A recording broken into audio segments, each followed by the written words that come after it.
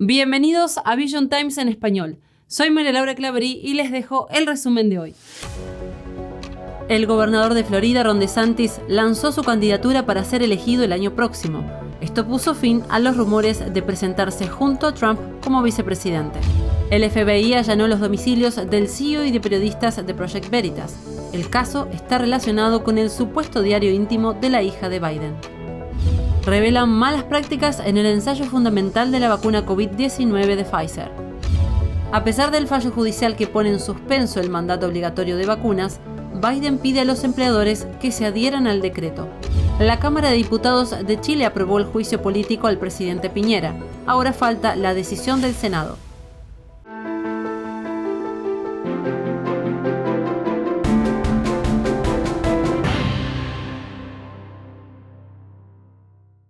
Comenzamos con nuestro programa.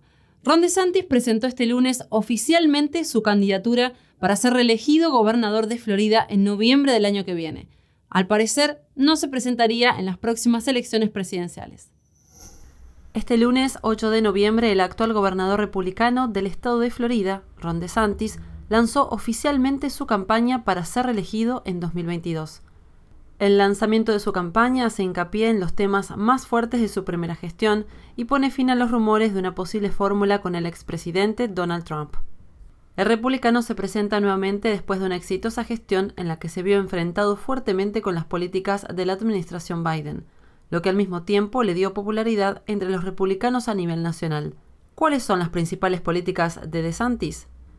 Bueno, realizó reformas al proceso electoral en medio de las irregularidades denunciadas durante las elecciones de 2020. Enfrentó las políticas de la actual administración demócrata en cuanto a las medidas para mitigar la pandemia, en la seguridad de la frontera o en cuestiones de inmigración. Florida fue uno de los pocos estados que nunca recurrió al encierro completo como medida para mitigar la pandemia. También eliminó el uso obligatorio de mascarillas al mismo tiempo que abrió las escuelas para la enseñanza en persona. Además, se proclamó en contra de la teoría crítica de la raza. Hoy apoya a los trabajadores que no quieren vacunarse. Look, nobody, no cop, no firefighter, no nurse, nobody should be losing their jobs because of these jabs. We have got to stand up for people and protect their jobs and protect their livelihoods. De hecho, Florida demandó a la administración Biden para detener las órdenes de vacunación. El mes pasado pidió una sesión legislativa especial para proteger a los empleados que no quieran la vacuna. Debido a su perfil similar al expresidente Trump y a su buena relación, los rumores de una posible candidatura como vicepresidente empezaron a cobrar fuerza luego de que Trump y sus allegados dieran a entender que el expresidente se volvería a presentar. Sin embargo, el anuncio de hoy pone fin a los rumores. Por su parte, el expresidente Donald Trump aseguró este lunes que probablemente esperará hasta las elecciones legislativas de finales del próximo año para revelar si se presenta como candidato a las presidenciales de 2024. En una entrevista en la cadena de televisión Fox News, Trump reiteró que es una opción que está considerando. A finales de la semana pasada, el FBI allanó 2 direcciones asociadas a Project Veritas y luego la casa de su fundador, el CEO James O'Keefe. Veamos cuál fue el motivo. La Policía Federal de Estados Unidos ha tomado la decisión de apuntar a agentes del grupo de periodistas de investigación Project Veritas, además de su fundador, James O'Keefe. La razón sería la supuesta tenencia del diario íntimo de Ashley Biden, hija del presidente Joe Biden. O'Keefe estableció el Project Veritas en 2011 como una empresa de periodismo sin fines de lucro. Según se dice en su sitio web, investiga y expone la corrupción, la falta de honradez, el trato impropio, el despilfarro, el fraude y otras conductas indebidas en instituciones públicas y privadas para lograr una sociedad más ética y transparente. En los últimos años, Project Veritas realizó varias investigaciones, como el trato inhumano que los inmigrantes reciben en la frontera sur con México, científicos de Johnson & Johnson diciendo que no es bueno vacunar a los niños, o uno de sus últimos informes que expone a científicos de Pfizer hablando de la inmunidad natural. A la larga lista se suman cámaras ocultas al CEO de Twitter, Jack Dorsey, Zuckerberg por el lado de Facebook y Google y un largo etcétera. Según Tom Papert, redactor en jefe de The National File, En octubre del año pasado, un denunciante del Project Veritas proporcionó una copia digital del diario de Ashley Biden a National File. Al salir a la luz el supuesto explosivo diario íntimo de la hija del presidente de los Estados Unidos, las fuerzas de seguridad federales dieron el paso de apuntar a los agentes del grupo de periodistas. El 5 de noviembre, Project Veritas publicó un artículo donde O'Keefe afirma: "Parece que el Distrito Sur de Nueva York tiene ahora a los periodistas en su punto de mira por el supuesto delito de hacer su trabajo de forma legal y honesta". O'Keefe cuenta que, a finales del año pasado, se pusieron en contacto informantes que dijeron tener una copia del diario de Ashley Biden. Project Veritas no publicó porque, después de intentar verificar su veracidad, no pudieron determinar si el diario era real, si de hecho pertenecía a Ashley Biden o si el contenido del diario ocurrió realmente. Project Veritas entregó el diario a las fuerzas del orden para asegurarse de que pudiera ser devuelto a su legítimo propietario. El pasado 6 de noviembre, el FBI avanzó sobre O'Keefe y periodistas del Project Veritas, allanando sus casas en lo que los testigos describieron como una redada de película. El 7 de noviembre, el consejo editorial del New York Post publicó un breve artículo en el que decía: "No hay que ser un fan del estilo del periodismo de James O'Keefe para estar preocupado por la reacción del gobierno".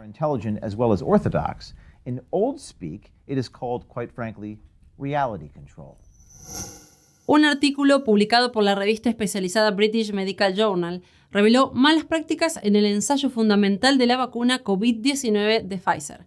El caso plantea dudas sobre la integridad de los datos y la supervisión regulatoria. La empresa de ensayos clínicos Ventavia, con sede en Texas, a la que Pfizer encargó el año pasado que evaluara la eficacia de su vacuna contra el COVID, falsificó datos y no hizo un seguimiento a los eventos adversos informados en el ensayo fundamental de fase 3 de Pfizer. La acusación la hizo la directora regional, quien trabajó por 15 días y fue despedida luego de denunciar las malas prácticas e irregularidades. Ventavia realizó una parte de los ensayos de la vacuna desarrollada por Pfizer junto a la compañía alemana BioNTech. Estos ensayos, que mostraron una eficacia especialmente alta, llevaron a la aprobación de la vacuna en muchos países, incluidos los Estados Unidos y la Unión Europea. Según la directora regional, Brooke Jackson, el personal que realizó controles de calidad se sintió abrumado por el volumen de problemas que estaban encontrando. Después de notificar repetidamente a Ventavia de estos problemas, envió una queja por correo electrónico a la Administración de Alimentos y Medicamentos de los Estados Unidos, liderada por el Dr. Fauci. Ese mismo día, Ventavia la despidió. Según el British Medical Journal, Jackson proporcionó como pruebas docenas de documentos internos de la compañía, fotos, grabaciones de audio y correos electrónicos. Entre los correos electrónicos hay más de 100 registros de retrasos de consultas, entre ellos 2 casos de pacientes que presentaron síntomas graves a los que no se los había contactado. Además, se incurrieron en faltas como desviaciones del protocolo, vacunas almacenadas a temperaturas inadecuadas y especímenes del laboratorio mal etiquetados, falta de seguimiento oportuno de los pacientes que experimentaron eventos adversos. Cuando Jackson le escribió a la FDA, le respondieron que la FDA no podía hacer comentarios sobre ninguna investigación que pudiera resultar. La Casa Blanca pidió este lunes a los empleadores que se adhieran al decreto de vacunación contra COVID-19. Esto pese al fallo judicial del Tribunal de Apelaciones de suspender el decreto mientras los jueces llegan a una decisión final. El Tribunal de Apelaciones del Quinto Circuito, con sede en Nueva Orleans, suspendió el decreto del presidente Joe Biden, que obliga a las empresas con más de 100 empleados en relación de dependencia tenerlos a estar completamente vacunados. La medida estima que aquellos que no se vacunen deberán ser despedidos. En septiembre, el presidente asignó a la Administración de Salud y Seguridad Ocupacional, OSHA, la promulgación de una norma temporal de emergencia para poner en práctica la obligatoriedad de vacunas a nivel federal. La vicesecretaria de prensa principal de la Casa Blanca, Karine Jean-Pierre, dijo este lunes: "Creemos que la población no debería esperar". Dijo que los empleadores tampoco deberían esperar a que se resuelvan los asuntos legales para adherirse a la exigencia de vacunación de Biden, que entraría en vigor el 4 de enero a menos que los tribunales decidan lo contrario. El Tribunal de Apelaciones de Estados Unidos para el Quinto Circuito afirmó que puede haber problemas constitucionales con el requisito de vacunación COVID-19 para el empleador privado. El tribunal emitió su fallo en respuesta a una impugnación legal presentada por varios estados, entre ellos Texas, Utah, Carolina del Sur y Mississippi, además de numerosas empresas privadas, instituciones religiosas y la Asociación Estadounidense de la Familia. Los demandantes dijeron que el estado de vacunación es un problema de salud pública que afecta a las personas en toda la sociedad. No es un peligro particular para el lugar de trabajo. y no es necesario utilizar una regla de emergencia para abordar una pandemia que ocurre durante casi 2 años. Mientras tanto, Biden pidió a la Corte que agrupe las demandas contra el orden de vacunación de Oya. Eso significa que una sola Corte de Apelaciones manejaría las presentaciones combinadas en lugar de los circuitos que recibieron las denuncias hasta ahora. Cada circuito tiene una composición diferente de jueces, lo que podría afectar la forma en que se deciden las denuncias. De entrar en vigencia el decreto, afectará a 84 millones de trabajadores estadounidenses. El proceso de juicio político contra el presidente chileno Sebastián Piñera avanzó al Senado tras ser aprobado en diputados. Piñera sería juzgado por eventuales irregularidades en la compra-venta de una minera revelados por los denominados Pandora Papers. La Cámara Baja de Chile aprobó este martes la acusación constitucional contra el presidente Sebastián Piñera para iniciar un juicio político en su contra. Luego de casi 22 horas de debate, 78 diputados votaron a favor de abrir un proceso, frente a 67 que lo hicieron en contra y 3 que se abstuvieron. Ahora se remitirá al Senado y se necesitará que al menos 29 de los 43 senadores apoyen la moción para que se inicie un juicio político contra Piñera. En octubre, la Fiscalía abrió una investigación de oficio contra el presidente, tras la publicación de los Pandora Papers, en los que se expusieron presuntas irregularidades en la venta de acciones del proyecto minero Dominga en 2010, efectuada en las Islas Vírgenes Británicas, territorio considerado paraíso fiscal. El traspaso de la mina, ubicada en una zona costera del norte de Chile, cerca de una reserva natural, fue estudiado y sobreseído por tribunales en 2017. Pero, tras la publicación de los papeles de Pandora, la Fiscalía decidió abrir una nueva investigación. La compraventa del polémico proyecto minero viene generando controversia en Chile desde hace años por su cercanía al archipiélago Humboldt, un conjunto de 8 islas e islotes que resguardan uno de los ecosistemas más ricos del mundo.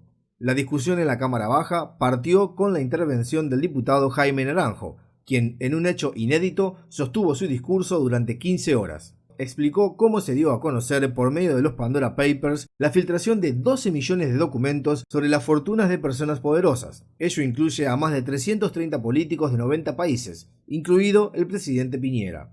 Los papeles de Pandora aportan detalles técnicos y legales, como en el caso de Dominga, que muestran una negociación incompatible y uso de información privilegiada. Pero la extensión del discurso de Naranjo fue también una estrategia para esperar y asegurar los respaldos necesarios. Un diputado tenía que llegar, pero estaba esperando terminar de cumplir su cuarentena obligatoria por COVID-19 para poder asistir a la votación. Piñera, de 71 años y uno de los hombres más ricos de Chile, se defendió ante las acusaciones que tachó de inaceptables. Durante su intervención en la sala de diputados, el abogado y representante del primer mandatario, Jorge Gálvez, insistió en que el libelo acusatorio es infundado. Además, descartó que el mandatario interviniera en la decisión de venta del proyecto Minera Dominga. Piñera podrá continuar con sus funciones mientras prepara su defensa ante el Senado, que oficiará de tribunal en el juicio. Este fue nuestro resumen de hoy. Gracias por acompañarnos. No olviden suscribirse para recibir notificaciones y seguirnos en nuestras redes sociales. Hasta mañana.